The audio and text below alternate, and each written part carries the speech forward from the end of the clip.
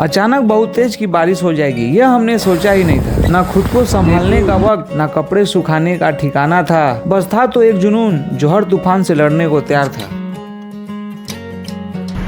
नमस्कार दोस्तों, मेरा नाम है वेदांत और मैं निकला हूँ कोलकाता से महाकुंभ के लिए, जो कि 800 किलोमीटर का सफर होने वाला है। सुबह के 6 बजे थे और मेरी आंख खुलती है एक ठंडी हवा के झोंकों से। जैसे ही टेंट से बाहर निकला, हर तरफ धुंध ही धुंध और उस धुंध के पार खेतों का एक अलग ही सुकून भरा नजारा। यह पल सच में यादगार था। कृष्णा भैया अपने पंचर में बिजी थे और मैं एक पुरानी आदत निभा रहा था। तेल मालिश के बाद ठंडा सा स्नान, फिर टेंट समेट कर और अपने साइकिल को रेडी कर मैंने किया एक सूर्य नमस्कार, जो सिर्फ शरीर ही नहीं मन को भी तैयार कर देता है। 8 बजे तक हम रेडी हो गए थे और पेट्रोल पंप के धन्यवाद कहकर निकल पड़े अपने सफर के अगले पड़ाव की तरफ। सुबह थोड़ी ठंड और हल्की धूप थी, जो एकदम परफेक्ट मौसम था साइकिल चलाने के लिए। बस एक दुख था, हमने कुछ खाया नहीं था। भूख लग रही थी, लेकिन उम्मीद थी कि कुछ मिल ही जाएगा आगे जाके। रास्ते सुंदर थे और नजारे दिल चुरा लेने वाले, लेकिन जैसे जिंदगी में होता है, सफर में भी वही ट्विस्ट था। अगर वीडियो यहाँ तक अच्छा लगा हो तो वीडियो को लाइक करना और साथ ही साथ मेरे चैनल को सब्सक्राइब कर लेना। अगर नहीं अच्छा लगा हो तो कोई बात नहीं, बताना क्या अच्छा नहीं लगा, सुधार करेंगे।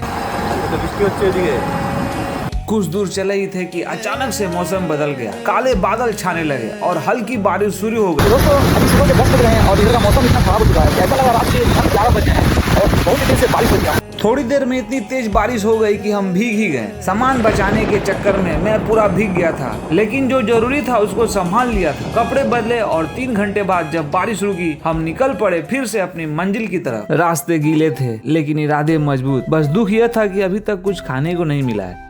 और सबसे इम्पोर्टेंट ये कि आपके सपोर्ट की ना हमेशा जरूरत रहती है। और वो कहते हैं ना, आप लिखते रहेंगे तो हम दिखते रहेंगे। तो आप लोग एक प्यारा सा कमेंट करना, बहुत ही सपोर्ट मिलता है।